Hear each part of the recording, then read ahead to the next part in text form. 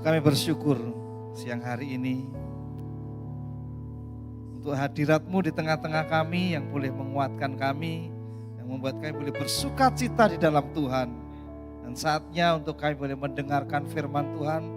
Berbicaralah atas kami semua Tuhan, berbicaralah kepada kami pribadi lepas pribadi, rencana Allah, maksud Tuhan di dalam hidup kami.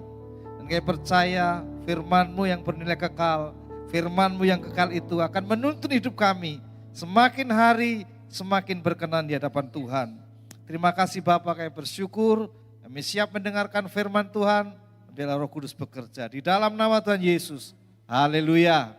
Amin. Puji Tuhan, silakan duduk kembali. Shalom Bapak Ibu. Ya, puji Tuhan. Siang hari ini kita akan belajar bersama-sama firman Tuhan. Tema kita di bulan ini adalah kasih yang mengubah dunia. Tapi saya mau pakai sebuah tema perfect love, kasih yang sempurna. Ini saya membaca sebuah buku karena tugas sekolah ya. Jadi kemudian lewat buku yang saya baca ini saya diberkati Tuhan. Dari pengarang Emanuela ini tentang pergumulan. Hubungannya apa kasih yang sempurna dengan pergumulan hidup. Nah Bapak Ibu, gambar yang saya tayangkan ini adalah gambar di mana Ishak sedang memberkati Yakub disaksikan oleh ibunya, Ribka. Nah, Ishak memberkati Yakub itu adalah satu kisah di mana itu adalah sebuah rekayasa yang didalangi oleh ibunya. Kenapa didalangi oleh ibunya? Karena Ishak berencana memberikan berkatnya itu kepada anak sulungnya, yaitu Esau. Nah, ibunya karena dekat dengan Yakub, tidak dekat dengan Esau, maka dia ingin bahwa berkat atau hak kesulungan itu tidak jatuh ke tangan Esau, tapi jatuh kepada Yakub, putranya yang dikasihinya. Nah, rupanya satu keluarga ini memiliki ketidakharmonisan di dalam hubungan. Terbukti bahwa Ishak sangat mencintai Esau, tetapi Yakub dikasih oleh Ribka, mamanya. Sebetulnya peristiwa ini tidak boleh terjadi. Sebagai orang tua, mereka harus mengasihi kedua putranya. Sebagai seorang mama, maka tidak boleh membanding-bandingkan antara putra sulung dan putra bungsu. Sebagai bapak juga sebetulnya tidak boleh untuk pilih kasih. Hanya mengasihi anak pertama, tidak mengasihi anak yang kedua. Dan itu disaksikan oleh Yakub dan Esau akan perpecahan ini. Nah, padahal sebagai anak pasti seorang anak itu mengharapkan kasih yang sempurna dari orang tuanya. Tetapi bagi Yakub ini adalah sebuah ketidaksempurnaan karena Ishak lebih mengutamakan Esau dan tidak mempedulikan Yakub. Makanya untuk merebut hak kesulungan, dia harus menipu papanya. Kenapa? Karena dia beranggapan bahwa kasih ayahnya itu tidak sempurna. Nah, setiap kita pasti mengharapkan mendambakan kasih yang sempurna. Sebagai seorang istri kita mendambakan kasih yang sempurna dari suami. Atau seorang suami pasti mendambakan kasih yang sempurna dari istri. Seorang anak pasti mendambakan kasih yang sempurna dari orang tua. Dan orang tua pun mendambakan anak-anaknya mengasihi dengan kasih yang sempurna. Tetapi pada faktanya bahwa kasih yang sempurna itu tidak bisa diberikan oleh manusia. Kasih yang sempurna itu hanya bisa diberikan oleh Allah kepada kita. Makanya kita sering kecewa karena pengharapan kita tinggi tetapi pada kenyataannya sangat rendah. Sehingga terjadi gap antara pengharapan dan kenyataan. Gap yang sangat jauh itu menimbulkan kekecewaan atau yang namanya sakit hati. Saya pernah diajak Bapak Pendeta, Pak Gembala bersama Luis untuk mendoakan satu kantor baru dari sebuah notaris Ya pindah dari satu kota tapi di jalan yang berbeda. Mungkin karena alasan yang jalan yang lama, di mana kantornya ada itu agak serem. Jadi cari kantor yang tidak serem. Ya. Terus kemudian ngobrol-ngobrol-ngobrol, ternyata dari pemilik usaha ini berkata bahwa baru saja dia bercerai setelah menikah selama 6 bulan. Nah itu saya kaget dan saya tidak bisa diam. Saya langsung tanpa permisi tanya, kenapa baru 6 bulan sudah bercerai? Berapa lama pacaran? Dijawab 1 tahun. Nah kenapa 1 tahun kemudian memutuskan untuk menikah tanpa pengenalan yang lebih dekat? Jadi saya penasaran ini. Karena dia alasannya lah, ketika saya melihat dia itu seorang pelayan Tuhan di gereja yang besar. Yang melayani Tuhan di mimbar. Tampak cakep, tampak luar biasa. Seperti malaikat yang bersinar cerah wajahnya, berseri-seri ya. Karena lampunya banyak ya kalau di mimbar ya, berseri-seri ya. Kalau cantik tambah cantik. Kalau gemuk seperti saya ini tambah gemuk sudah kelihatannya. Jadi terkecoh akhirnya diputuskan untuk menikah. Ternyata harapan itu tinggal harapan. Ekspektasinya kalau menikah dengan seorang pelayan Tuhan yang melayani di mimbar, yang memuji Tuhan, yang mendengarkan firman Tuhan itu luar biasa. Tetapi pada faktanya cintanya tidak sempurna. Jadi ya sudah saya end. Bapak Ibu, tapi kita akan melihat kasih yang sempurna itu hanya bisa kita terima dari Tuhan. Makanya dalam sisi psikologi, supaya kita ini tidak kecewa antara pengharapan dan fakta, maka ada yang disebut jendela toleransi. Ya. Jendela toleransinya jangan terlalu sempit. Kalau faktanya gapnya panjang, lebar ya agak diperlebar sedikit. Nah nanti kalau satu saat kita akan belajar tentang jendela toleransi yang mengurangi kekecewaan kita terhadap harapan dan fakta. Kasih yang sempurna, kalau kita menuntut kasih yang sempurna dari suami, Anda tidak akan mendapat. Kita menuntut kasih yang sempurna dari istri, ada batasnya. Anak-anak menuntut kasih yang sempurna dari orang tua juga terbatas. Anak-anak dan orang tua ingin mengharapkan kasih yang sempurna dari anak-anak, itu juga ada batasnya. Kita harus mengetahui bahwa kasih manusia itu terbatas. Tapi kasih Tuhan itu kasih yang sempurna, kasih yang luar biasa.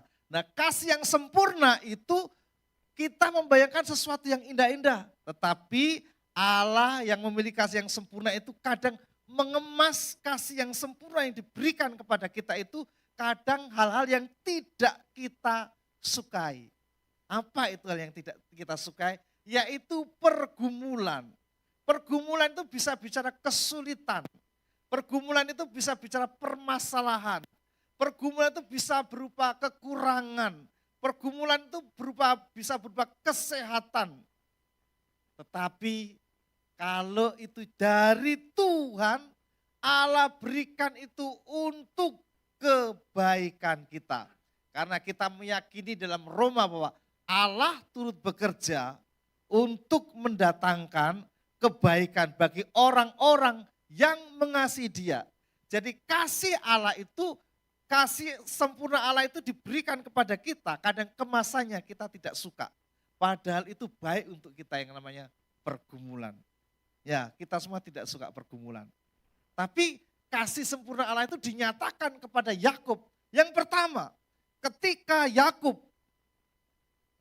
mendengar ancaman dari Esau bahwa kalau papa meninggal, kamu pasti aku bunuh. Makanya kemudian Yakub disuruh untuk pergi ke rumah Laban pamannya, dari kakak dari Ribka. Sudah kamu pergi ke sana saja. Jadi dia kesan dia harus meninggalkan mama tercinta, keluarga untuk menyelamatkan diri. Dan pergi ke satu tempat yang jauh di mana dia belum pernah pergi dan tidak ada yang menemani. maka di tengah kekalutan Allah datang. Di tengah kesusahan, di tengah badai kehidupan, Allah datang lewat sebuah mimpi. Ketika ada malaikat turun dan naik, dan Tuhan berdiri di samping Yakub dan berkata, Yakub, akulah Allah Abraham nenekmu dan Allah Ishak ayahmu. Tuhan memperkenalkan diri kepada Yakub. Tuhan menghibur kepada Yakub. Tuhan memberi kekuatan kepada Yakub. Dan Tuhan menjanjikan masa depan yang indah kepada Yakub. Dan Yakub tidak susah lagi, tidak putus asa lagi, tidak takut lagi, tidak cemas lagi. Sebab apa? Sebab dia tahu bahwa Tuhan menyertai. Kasih yang sempurna Tuhan tunjukkan lewat apa? Lewat Allah memberikan waktu penyertaan kepada Yakub. Kalau kita mencintai seseorang, pasti kita menyediakan waktu untuk orang yang kita cintai. Ya, kita mengesampingkan yang lain, kita sediakan waktu dan memprioritaskan orang yang kita cintai. Saya mencintai istri saya. Ini kalau ibadah dua itu pasti istri saya tidak lihat online ini. Karena dia ke gereja. Nanti naik kerungu. Saya mencintai istri saya, maka saya memprioritaskan waktu, menyediakan waktu untuk dia. Untuk sekedar menceritakan cerita-ceritanya yang bagi saya kadang tidak menarik. Karena ceritanya ya seputar itu-itu saja. Tapi sebagai orang yang mengharapkan tetapi Israel, sebab engkau telah bergumul melawan Allah dan manusia dan engkau menang. Bertanyalah Yakub, katakanlah juga namamu. Tetapi sahutnya, mengapa engkau menanyakan namaku? Lalu diberkatinya lah Yakub di situ. Ayat 30 kita baca sama-sama ya, sama 31. 1, 2, 3. Yakub menamai tempat itu Peniel, sebab katanya, aku telah melihat Allah berhadapan muka, tetapi nyawaku tertolong. Lalu tampaklah kepadanya matahari terbit ketika ia telah melewati Peniel. Puji Tuhan. Nah Bapak Ibu, kita mungkin tidak mau dengan kemasan kesulitan atau pergumulan.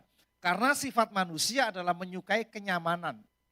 Tetapi pergumulan itu adalah sesuatu yang baik, yang kadang yang kita terima, yang diberikan Tuhan untuk melatih kita dan untuk masa depan kita. Nah ketika dalam persoalan yang kita hadapi meskipun kita tidak suka, ini yang Tuhan mau. Yang pertama, Tuhan seringkali melumpuhkan semua kekuatan yang kita andalkan. Setiap manusia, setiap orang pasti punya kekuatan, ada sesuatu yang diandalkan. Ya. Ada sesuatu yang diharapkan. Ada sesuatu yang menjadi kebanggaannya. Tetapi di dalam ayat 25, ia memukul sendi pangkal paha Yakub sehingga sendi pangkal paha itu terpelecok. Nah kita akan lihat dulu. Pangkal paha itu merupakan tumpuan kekuatan manusia supaya bisa berdiri dengan tegak, dengan kokoh. Nah apabila seorang itu pangkal pahanya terpelecok, maka dia tidak akan bisa berdiri dengan baik, tidak akan bisa berbuat dengan banyak. Contohnya seorang pelari apabila dia pangkal pahanya terpelecok atau cedera, dia akan mengalami kesulitan untuk lari karena menimbulkan sebuah kesakitan yang luar biasa. Nah Bapak Ibu, jika sesuatu yang kita andalkan itu adalah menjadi tumpuan kita selain Tuhan, apa yang sering menjadi tumpuan manusia selain Tuhan yang diandalkan? Yang pertama kadang uang. Kalau kita punya uang banyak, pasti kita akan mengandalkan uang itu sebagai tumpuan kita. Kalau kita punya relasi, kenalan yang banyak, orang-orang yang hebat, yang siap menolong kita. Wah, saya pernah dijanjikan, bro, HP-mu merek apa? Ini Pak. Wes, sebentar lagi kita belikan yang baru. Wah, saya berharap, tentu yang dikasih janji kok. Berharap. Tapi ini sudah 10 tahun tidak kunjung datang. Padahal yang menjanjikan itu orang gede, orang besar, dan untuk beli HP yang bagus itu gampang. Tapi namanya lupa ya nggak apa-apa. Kadang kita mengandalkan relasi. Atau jabatan kita, kalau kita punya jabatan strategis itu, waduh luar biasa. Ada banyak akses, ada banyak kemudahan-kemudahan yang kita terima. Wong saya ini dulu sudah saya pernah kan, saya lupa memperpanjang SIM 3 hari aja. Saya punya kenalan, saya pernah melayani di kepolisian. Jadi mungkin bisa menolong. Saya, Bu tolong apa bisa diperpanjang? Pak aturannya ada lain. Oh iya terima kasih. Saya hubungi tidak ada yang menolong. Tapi di luar yang tidak saya hubungi, ditolong. Pak Gembala. Tapi ya kuliah dulu sedang jadi ini SIM-mu telat. Iya Om, lupa. Makanya lah jadi orang itu. Ya wes, akhirnya lolos tanpa tes sedang dapat kemudahan. Jabatan itu membawa kemudahan. Mungkin anak kita yang menjadi kebanggaan kita. Berprestasi, pinter, menyenangkan luar biasa. Wah hebat. Kita orang tua mana sih yang punya anak hebat tidak bangga? Kebanggaan orang tua adalah anak-anak kita. Kebanggaan orang tua adalah putra-putri kita. Orang tua pasti bangga. Atau anak dengan orang tuanya. Tapi kadangkala kabar buruknya begini. Tuhan bisa saja memukul sehingga kita terpelecok dan tidak berdaya. Tujuannya untuk apa? Tujuannya untuk mengalihkan supaya tumpuan hidup kita tidak tertumpu kepada hal yang sementara, tapi bertumpu kepada Tuhan yang kekal dan tidak terbatas. Kalau kita mengandalkan tumpuan kita, kebanggaan kita, harapan kita kepada selain yang bernilai kekal, bukan tidak boleh. Boleh, tetapi jangan menjadi tumpuan utama. Sebab itu akan bisa berakhir. Tetapi kalau tumpuan kita Tuhan, Tuhan itu tidak terbatas. Tuhan itu kuasa, Tuhan itu kekal. Itu yang layak menjadi sandaran dan tumpuan bagi kita. Dan Tuhan mau kita bertumpu hanya kepada Tuhan. Kalau ada uang, kalau ada relasi, kalau ada jabatan, kalau ada anak, orang tua dan lain-lain. Itu adalah sebuah berkat yang perlu kita. Ini kok seluruh ini. Kepenek ya. Ya. Sebab itu mari kita tahu bahwa Tuhan seringkali dalam persoalan itu Tuhan melumpuhkan semua kekuatan yang kita andalkan. Kenapa? Karena Tuhan mau kita hanya bergantung kepada Tuhan. Kalau kita bergantung kepada Tuhan, maka kita tidak akan pernah kecewa. Katakan amin. Nah, baru yang kedua. Yang kedua ini adalah, bentar ya saya keliru. Nah, setiap pergumulan itu memiliki batas waktu. Ayat 26, lalu kata orang itu, biarkanlah aku pergi karena fajar telah menyingsing. Nah Bapak Ibu, ini kebenaran yang perlu kita tahu bahwa pergumulan dalam hidup kita itu ada batas waktunya, ada masa expirednya. Ya, kalau obat itu ada masa expirednya, makanan itu juga ada masa expirednya, juga ternyata masalah itu juga ada masa expirednya. Masalah dan pergumulan tidak abadi. Ada waktu dan untuk menyelesaikannya. Artinya meskipun kita tahu kebenaran ini bahwa setiap pergumulan memiliki batas waktu, kebenaran ini benar, tetapi bukan berarti kemudian terus kita pasif, diam saja.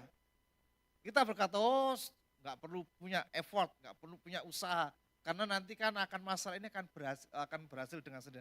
Tidak boleh seperti itu. Kita di dalam menghadapi masalah harus kreatif. Kita dalam menghadapi masalah harus berinovasi.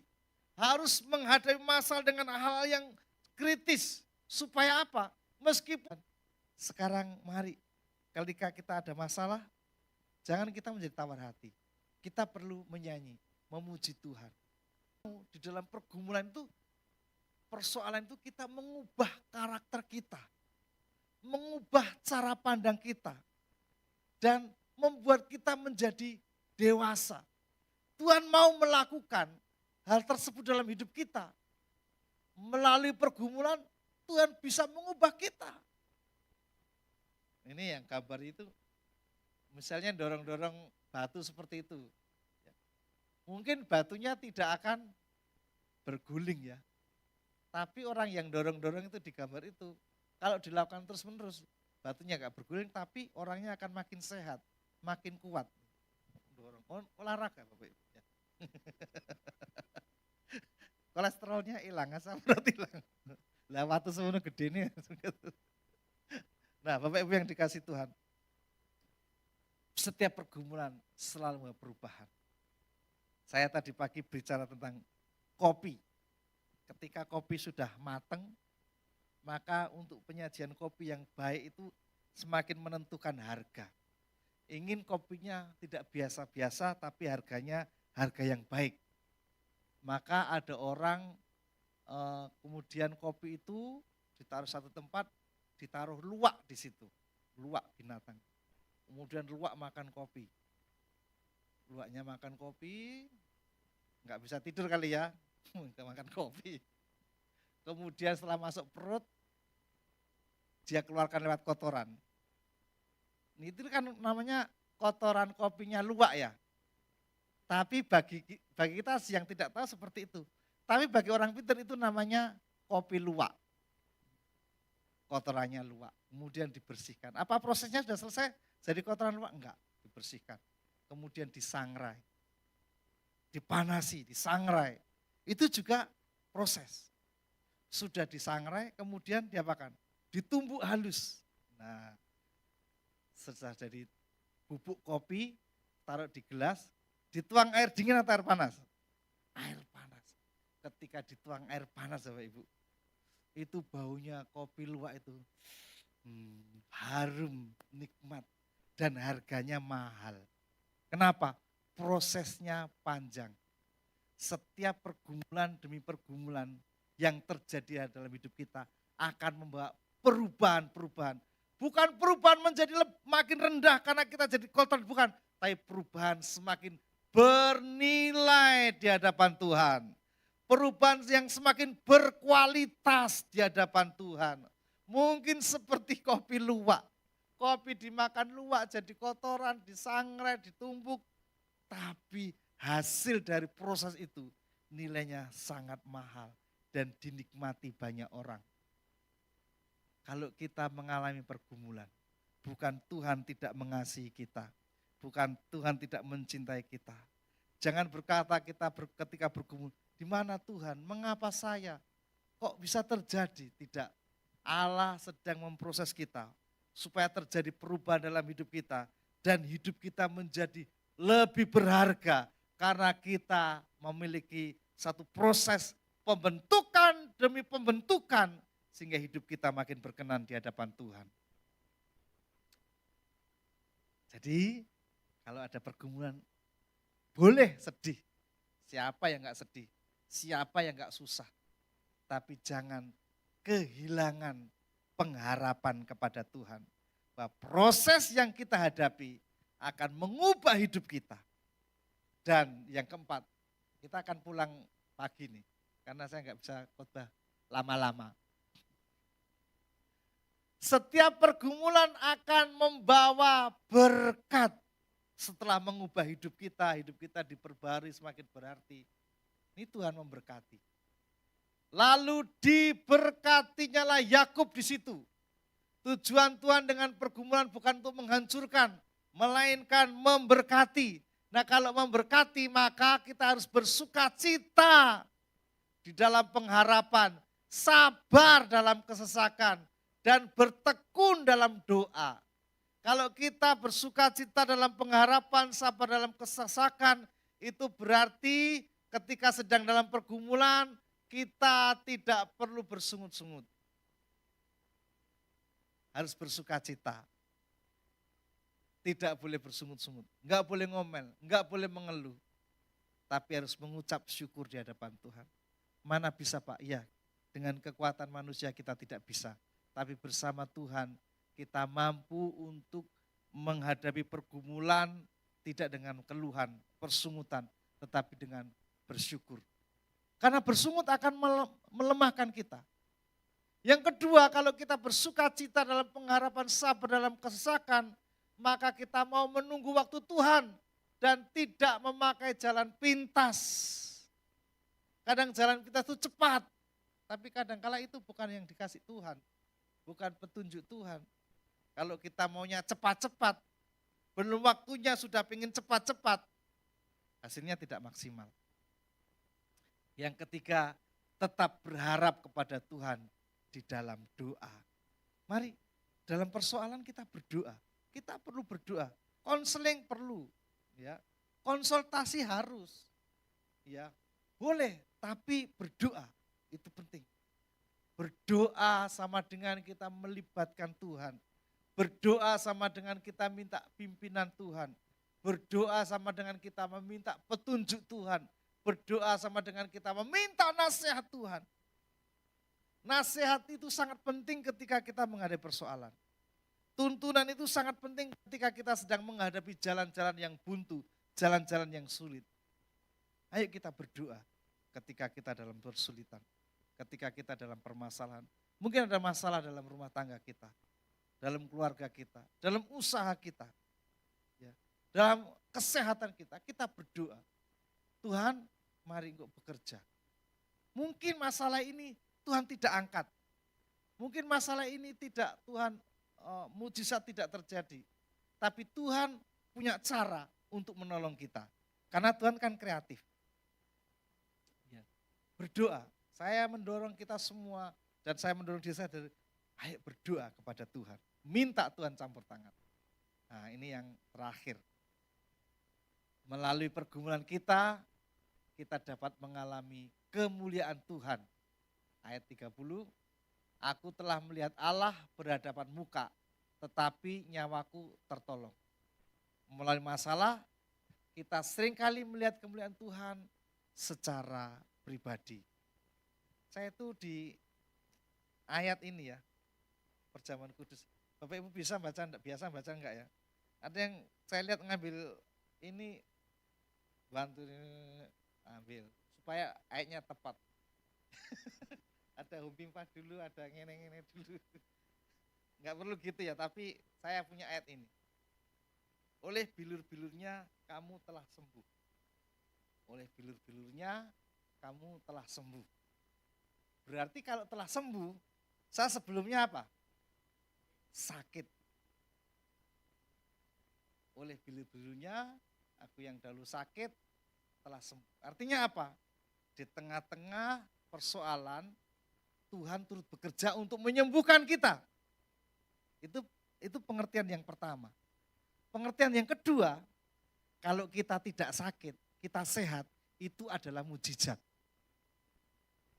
Saya pilih mujizat tidak sakit daripada mujizat sembuh. Kalau boleh, ya, kalau boleh. Mujizat terus sehat daripada mujizat disembuhkan. Kenapa kalau disembuhkan? Karena harus mengalami sakit dulu. Tetapi bedanya adalah ketika kita mengalami sakit dulu terus disembuhkan, kita ini bisa melihat pertolongan Tuhan. Bisa melihat campur tangan Tuhan.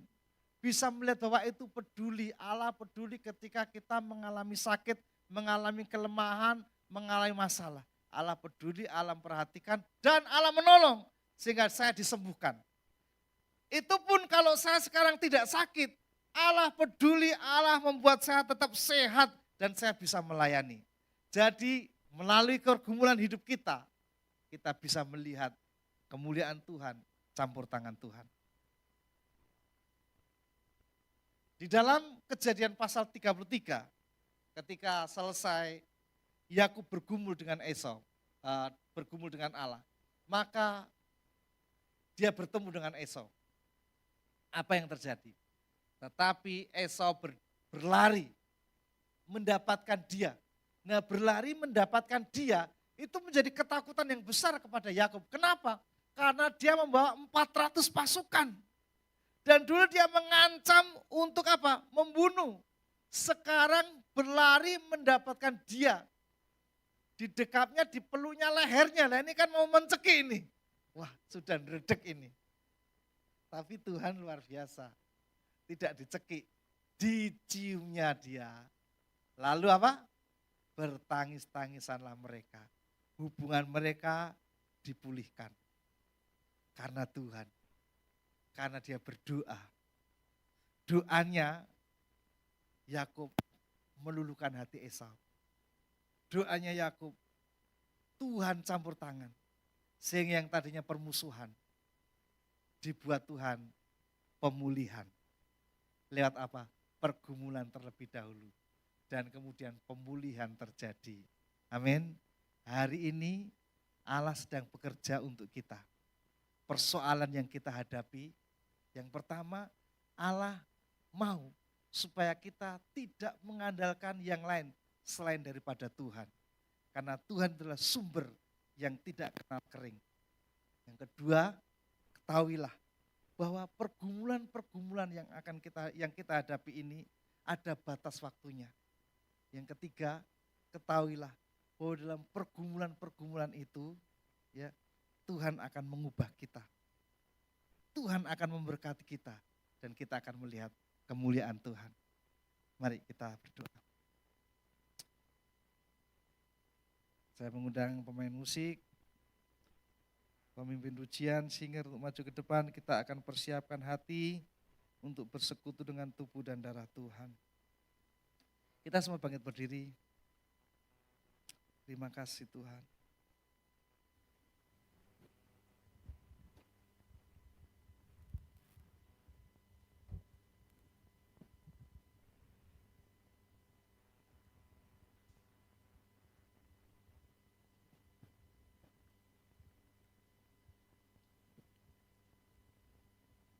Bapak, kami sungguh bersyukur untuk siang hari ini. Kalau saat ini mungkin kita dalam pergumulan, kami dalam persoalan, kami tahu bahwa kasih sempurna Tuhan tidak meninggalkan kami. Cinta yang sempurna dari Tuhan tidak membiarkan kami, tapi Tuhan yang akan menolong kami.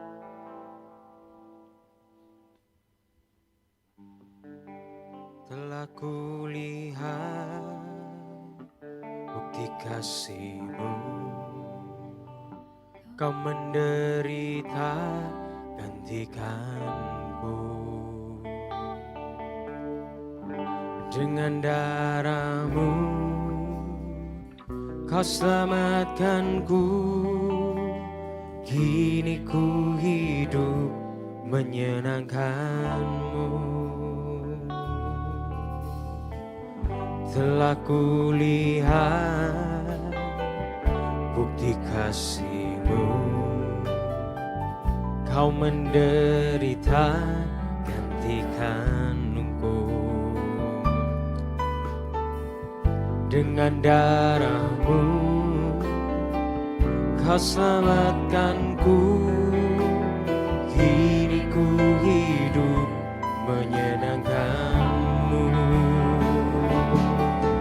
Terlalu besar kasih-Mu Bapa, pengorbanan yang Kau berikan bagiku. Terlalu mahal darah-Mu Yesus, tercurah untuk menebus hidupku. Terlalu besar kasih-Mu Bapa, pengorbanan yang Kau berikan bagiku. Terlalu mahal darah-Mu Yesus, tercurah untuk menebus hidupku. Terlalu besar, terlalu besar kasih-Mu Bapa, pengorbanan yang Kau berikan. Oh, terlalu mahal darah-Mu Yesus, tercurah untuk menebus hidupku.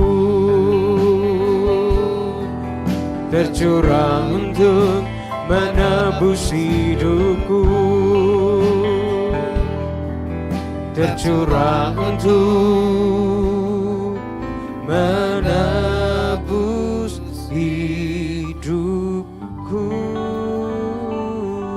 Terima kasih. Biarlah hari ini kami boleh celikkan bahwa kasih-Mu adalah kasih yang sempurna.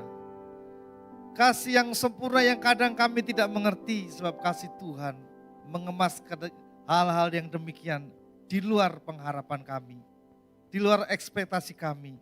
Tapi kami tahu bahwa kasih Tuhan yang sempurna tercurah kepada kami untuk kami menjadi manusia yang baru dalam Kristus. Terima kasih Bapa. Mari kita angkat roti di atas kepala. Terima kasih Tuhan Yesus. Ini adalah kasih yang sempurna, yaitu pengorbanan Kristus di atas kayu salib. Mendengarkan firman Tuhan, sebab apa yang telah kuteruskan kepadamu telah aku terima dari Tuhan, yaitu bahwa Tuhan Yesus pada malam waktu diserahkan mengambil roti, dan sudah itu ia mengucap syukur atasnya. Ia memecah-mecahkannya dan berkata, inilah tubuhku yang diserahkan bagi kamu. Perbuatlah ini menjadi peringatan akan aku. Roti yang kita angkat tinggi, yang atasnya kita mengucap syukur. Ini adalah persekutuan dengan tubuh Kristus. Mari kita makan bersama-sama dalam nama Tuhan Yesus.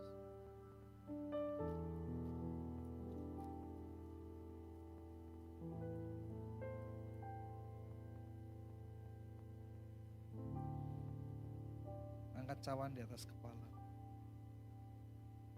Bapa, kami bersyukur. Di tengah pergumulan kami, di tengah persoalan kami, Tuhan, Kau adalah Allah yang baik. Allah yang merancangkan masa depan yang penuh pengharapan. Allah yang merancangkan kebaikan, bukan merancangkan kecelakaan. Sebab itu kami berserah bersandar. Di tengah persoalan kami percaya Tuhan ada. Demikian juga ia mengambil cawan sesudah makan. Lalu berkata, cawan ini adalah perjanjian baru yang dimeteraikan oleh darahku. Perbuatlah ini setiap kali kamu minumnya menjadi peringatan akan aku.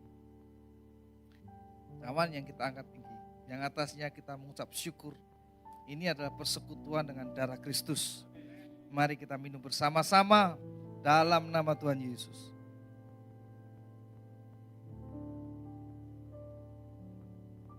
Bapak Ibu, mari kita mengucap syukur kepada Tuhan. Terima kasih Tuhan. Mari berterima kasih kepada Tuhan. Kami bersyukur. Haleluya. Haleluya. Haleluya. Terpujilah nama-Mu Bersyukur Bapa. Tuhan. Terima kasih Buat kebaikan-Mu Bapa. di dalam Anugerah-Mu hidupku. besar. Kami bersyukur. Cinta-Mu besar atas kami. Haleluya. Engkau Allah yang baik. Kami bersyukur Tuhan. Oh Tuhan, Kami sungguh memuji baik. Engkau. Tuhan teramat Oh, baik dalam haleluya. hidupku. Mari naikkan pujian kita di hadapan Tuhan. Ucapan syukur. Dia ada di tengah-tengah kita. Dan sampaikan permohonan kita di hadapan Tuhan. Oh Yesus. Haleluya. Ya Ramaseramu. Haleluya.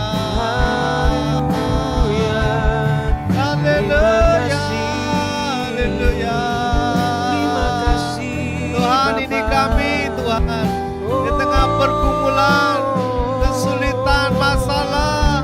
Tuhan, Kau campur tangan. Yesus, Kau tidak meninggalkan kami.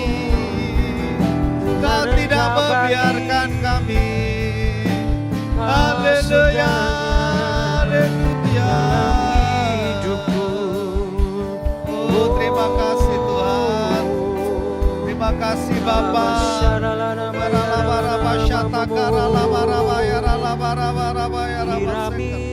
Haleluya.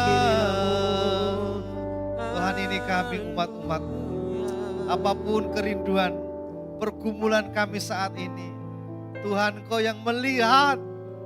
Semua terbuka di hadapan Tuhan. Engkau Allah yang berjanji. Engkau adalah Allah yang menjadi tempat perlindungan kami, kekuatan kami. Engkau sebagai penolong yang sangat terbukti Tuhan. Oh terima kasih. Layaklah kami bersyukur. Layaklah kami bersyukur kepadamu. Oh Rabasyata Karalabarabarabar. Dan Pak Edi akan berdoa untuk kita.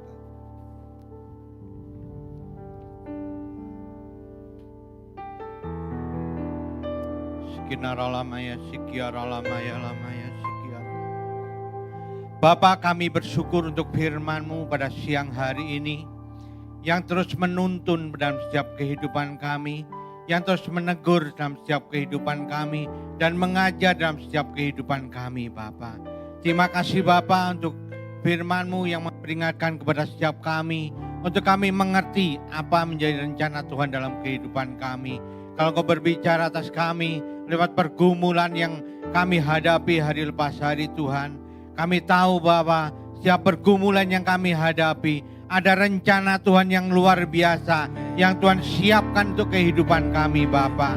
Kami tahu Tuhan bahwa rencana Tuhan itu tidak menjatuhkan kami dan akan senantiasa memberikan kepada setiap kehidupan kami untuk kami mengerti akan rencana Tuhan. Terima kasih Bapa, terima kasih bila setiap pergumulan yang kami hadapi saat ini itu mengajar dalam setiap kehidupan kami untuk kami mengandalkan Engkau sebagai Tuhan dan Juru Selamat kami yang mampu memberikan kekuatan atas kami. Kami juga berdoa Bapa, setiap pergumulan yang kami hadapi itu ada batas waktunya. Tidak selamanya kami akan menghadapi pergumulan, tapi ada batas waktunya bahwa kami akan melihat mujizat Kau kerjakan dalam setiap kehidupan kami. Terima kasih ya Bapa, terima kasih setiap pergumulan yang kami hadapi juga akan mampu merubah kami Tuhan. Terima kasih Bapa, demikian juga setiap pergumulan yang kami hadapi itu Tuhan, supaya nama Tuhan dibesarkan dan dipermuliakan lewat kehidupan kami. Terima kasih Bapa untuk siang hari ini memberkati hamba-Mu Pak Hendro. Tuhan terus pakai dengan hikmat-hikmat yang baru dalam kehidupan hamba-Mu sehingga nama Tuhan dibesarkan dan dipermuliakan lewat kehidupan hamba-Mu. Terima kasih ya Bapa, kami juga bersyukur pada siang hari ini kami sudah menikmati perjamuan kudus bersama Tuhan. Biarlah perjamuan yang kami lakukan pada siang hari ini terus mengingatkan dalam setiap kehidupan kami. Begitu besar cinta-Mu untuk kami semua. Begitu besar pengorbanan yang Tuhan sudah lakukan dalam kehidupan